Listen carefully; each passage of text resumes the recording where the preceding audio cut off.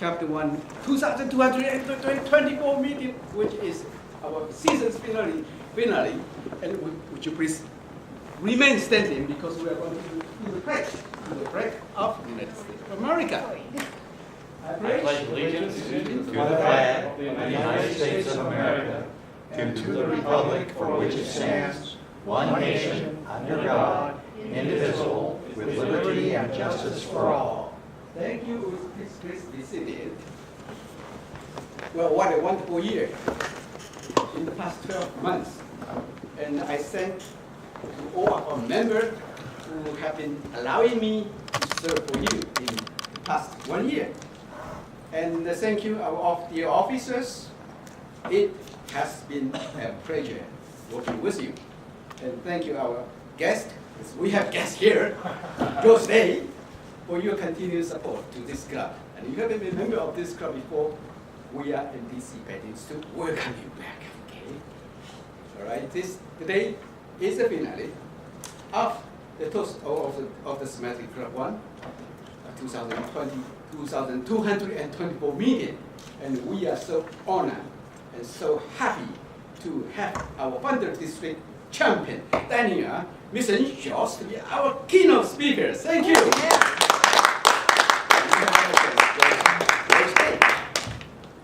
Okay, so there will be three speeches we are going to hear tonight, and to help me conducting this meeting as a Toastmaster is your President-elect, John Bray.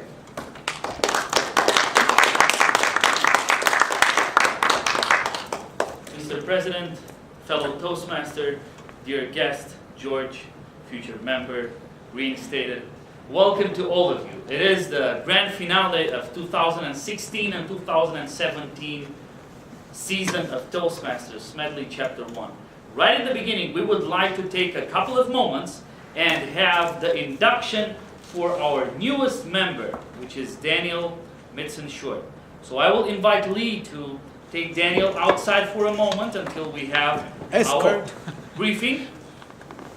And I will invite also Edie to come here up front together with Mr. President to come back for the You want me to come up too? Sure.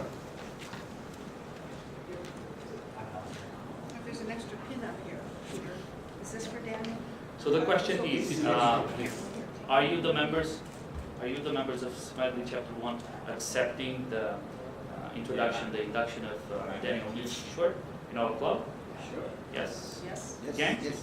Can I ask a question? Okay, if you accept Daniel to come into our club as a member? Yes. Okay, good. So we have everybody's vote? Okay.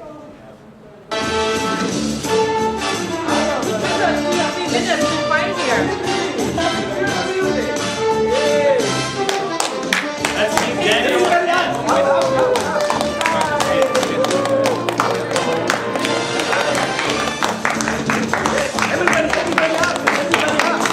Daniel is now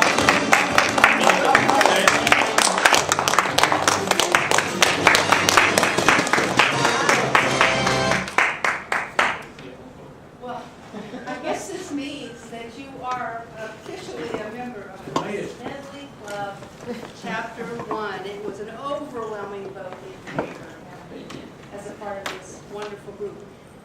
Now, I know, and we know, that you're a very experienced Toastmasters, and you understand that as a member, one of the things we try to do is tell the rest of the world about Toastmasters, to invite them to experience and grow from the benefits of being a member of Toastmasters, particularly the Smedley Club. So Daniel, as a member, can we expect that you'll go out and invite people to come to this club meeting? Yes. And will you prepare fully for all of your duties? And if the day should come where we might ask you to serve as on the board of the club, would you say yes? And to our members, Smedley, will you all agree to support Daniel as he continues to work Yes. the Toastmasters program? That being said, and I have been given the power to induct you as a new member. Welcome to the Smedley Club. Number 1 here is Would you like to do it in the center? In front of the portraits of Dr. Smedley? That would be good. To take historic pictures for Daniel. Right in front of Mr. Smedley. That is great. That's great. Thank you so much. Pins on already? I couldn't get one yet. Okay, good. All right. Is it okay? Yeah. And of course, one last bit of this is you have been assigned a mentor. Yes. And it's very humbling for this person to have been assigned your member and your mentor, and that would have to be me. So I'm sure I'm going to so I'm just so happy you're a part of this. Let's give Daniel a hand. I'm doing it. Congratulations, Daniel. On your agenda, the next thing that appears is the educational moment. And last week, I have printed and I have been prepared to deliver a small educational session. And it was about the roles that we have at every Toastmasters meeting. If you haven't got one of these packages with descriptions, informations, and helpful tools, please see me at the end of the meeting and I will provide you with one package.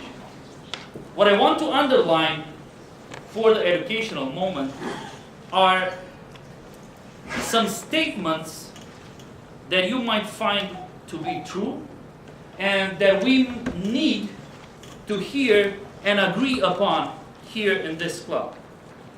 And the first statement that I would like to make is that for a successful meeting to happen is not enough to have all the roles assigned. That would be only the minimum condition. That would be the starting point. For every successful meeting, every role must be preceded by perseverant preparation at home. And that is so important because our mission as a club is to provide a positive and supportive learning environment. Well, if I do not prepare for my role for tonight, and that means taking the time and doing all my duties way before coming to the meeting, I will not be able, as a member, to provide that positive and supporting learning environment. Because I will be focused on my little things, on the mistakes that I should not make, and I will not be focused on the members that need my help. Therefore, as members of Smedley Chapter 1, I kindly encourage you every time not only to take roles that will foster the leadership skills in you, but also prepare for those roles.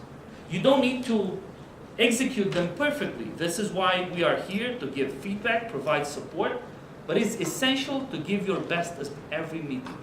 And this way, the guests that are coming will want to come back. The guests that are coming and visiting us will want to become members because they will feel they have something to learn from each of us. Not that we pretend ourselves to be experts, but we show the world that we prepare and we take the responsibilities of being a Toastmasters seriously. And with that, I will conclude the educational moment for today, wishing all of you lots of preparation and then success, massive success in performing those roles. Thank you. Moving on. You know that every Toastmaster meeting has 3 sections, very well defined. First, prepared speeches. Some of our members come here, they deliver a speech. We provide feedback. They have special evaluators. That's important for them because they get to practice their speaking skills. It's important for us because we learn. The second section is the table topic section.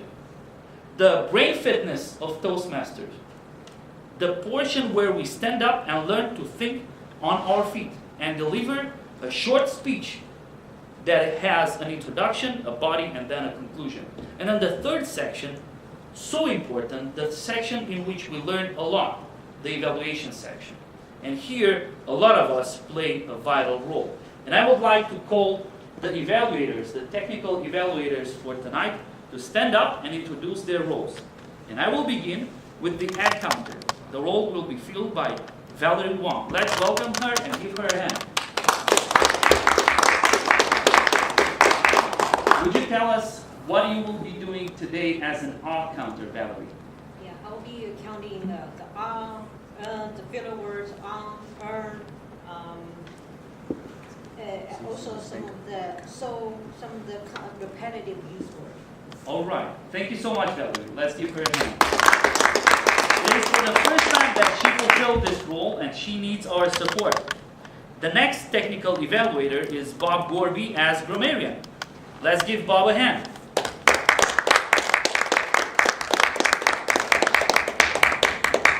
Mr. Toastmaster, fellow Toastmasters, and our welcome guests. John told me that the theme for tonight was finish, and so I thought I would go a little extra mile with this. So I'm going to start with eschatology, which is that study of theology that talks about the final judgment of humankind. And as our sun gradually grows warmer, in 1.1 billion years, all of the oceans will boil off and the entire surface of the planet will be sterilized. Now that's eschatology. Well, some people say, "Bob, that's too hard." So coda is the end of a musical piece, a musical dance, and by extension, other things. For instance, if an author has written a lot of books and he writes a new one, this may be a coda to all of the rest of the books he has written. I've always liked the show Get Smart, and 86 happens to mean to kill or to finish off. And there's a couple of derivations down here, and you can see the words large, so it should help you remember them. So some people think it came from a restaurant when they ran out of a certain menu item. That item was 86th. They couldn't serve it anymore. Some people think it became identified with death because people would jump off of the 86th floor of the Empire State Building, because there's a place where you can walk around up there. Those of you who used to watch Warner Brothers cartoons, Bugs Bunny, Sylvester the Cat, Tweety Bird, at the end, Porky Pig would come on and say, "That's all, folks," and you would know that that cartoon was over. And finally, spinach. Well, what does spinach have to do with finishing? Well, Popeye always told us, "I'm strong at the finish because I eats me spinach." I'm Popeye the Sailor Man. Now, he's not so much fun if you're a grammarian because he butchers our language. But if you're in a barroom fight, he's a good guy to have around. And I've got a trivia question. You don't have to answer now, but by the end of the meeting, what was Popeye the Sailor's middle name? And no fair lady, you already know. John? Oh, and as grammarian, I'll be listening for good uses of grammar and improvable uses of grammar. Thank you so much, Mr. Grammarian. All the words that Dean has explained tonight is for us so that we will use them in order to improve our vocabulary. It's so comfortable to use only the language that we know, only the words that are already with us. But this is the challenge that we have every time we come here. The grammarian prepares a word or more, and we are encouraged to use them. With this being said, I'm going to move on to our next technical evaluator, and that is the timer. This role will be filled today for the first time by Allison Lee. Let's give Allison a hand.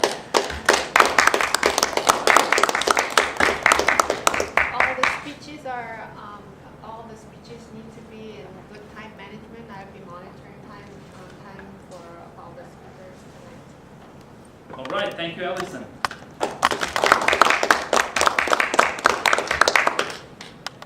Moving on to our first section, but before having a parenthesis, tonight we are finishing.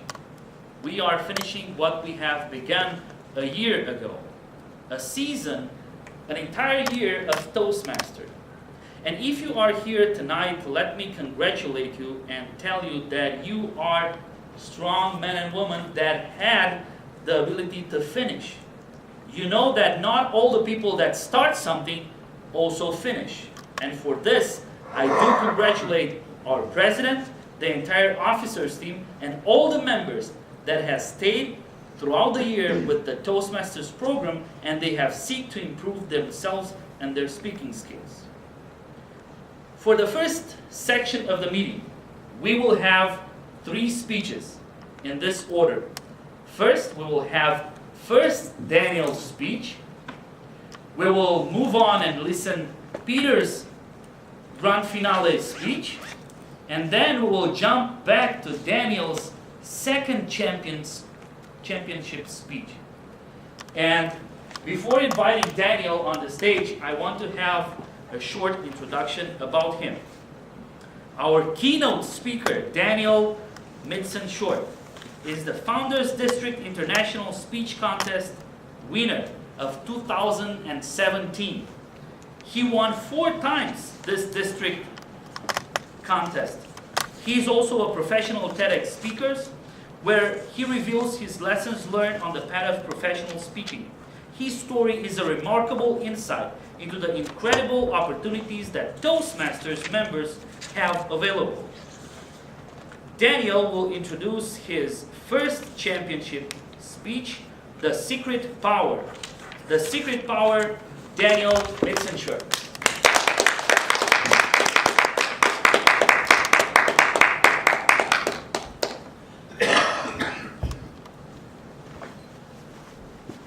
I know a secret about you.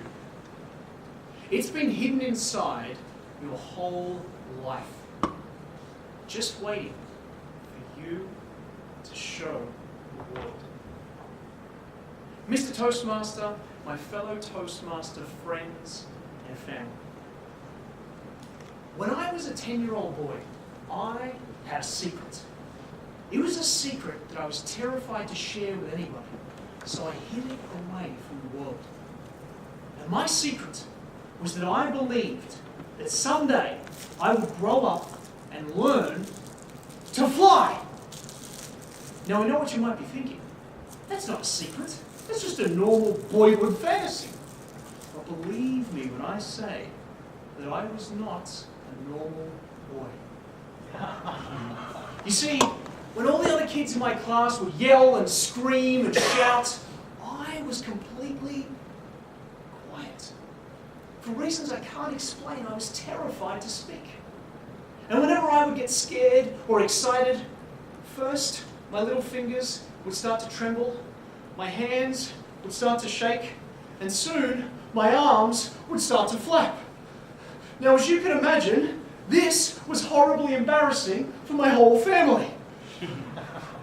One time, my mother took me to a doctor just to make sure that everything was okay. The doctor looked me over and said, no, he's perfectly healthy.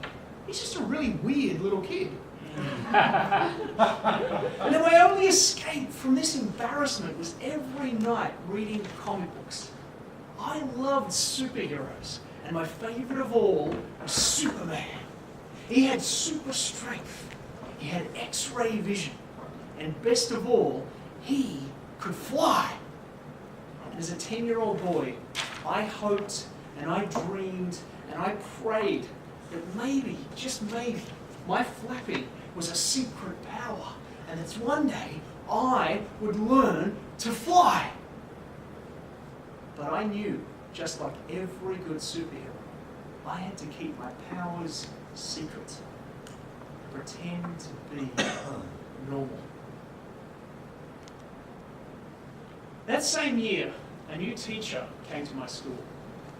His name was Mr. Clifton, and he became my 5th grade school teacher. And he was the coolest teacher you have ever seen. Black leather motorcycle jacket, tight denim jeans, and a glorious blonde 1980s mullet. One day I was sitting in the back of the class trying to keep my hands by my side when Mr. Clifton called me to the front. He said, Daniel, come here. Daniel, I know a secret about you. And I think it's time that we showed the world. Now, I want you to go to Miss Johnson's classroom and deliver a message. Tell her that Mr. Clifton says he likes her new hairstyle. Now you have to understand, Miss Johnson's class was the 6th grade. That was the big kids. And to a 5th grader, that was more terrifying than a whole room full of contest judges. I crept up to that door and I knocked quietly. I said, "Miss Johnson, Mr. Clifton told me to tell you that you have pretty hair." She said, "Really? Well, you tell that Mr. Clifton that Miss Johnson says that he wears those jeans very well." Now this routine, it went on for months. Every day, Mr. Clifton would send me around the school on terrifying errands. Go and borrow a chalk duster from the 2nd grade. Go and return this book to the library. Go and ask the principal if I can have a raise. Now eventually, I had enough. And I did what any self-respecting 10-year-old boy would do. I told my mum. My mum called the school and spoke with Mr. Clifton. Do you know what he told her? He said, "Your boy has a secret power. It's his voice. The reason that he flaps his arms is because he has something he wants to share with the world. And every time he faces his fear, he finds his secret power." In the 6th grade, I took a small part in the school play. In the 9th grade, I joined the junior debate team. And in the 12th grade, I volunteered to run my school assembly. Every time I used my voice, my flapping disappeared. It's taken me 30 years to understand that Mr. Clifton taught me to fly. My friends, I know a secret about you. Deep inside, underneath your fear, lies a secret power. It could be a gift, a talent, a passion that you are meant to share with the world. But if you don't use it, if you hide it away and give in to your fears, then you are like a superhero pretending to be normal. Now, when I look around this room today, the one thing I know for sure is that nobody in here is normal.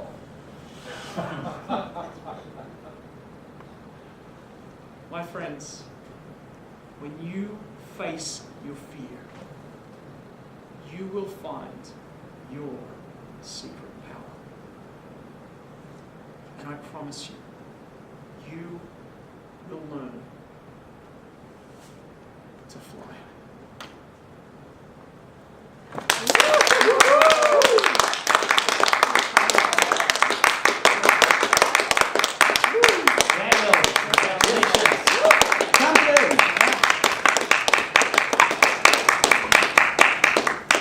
He will be back after a short break.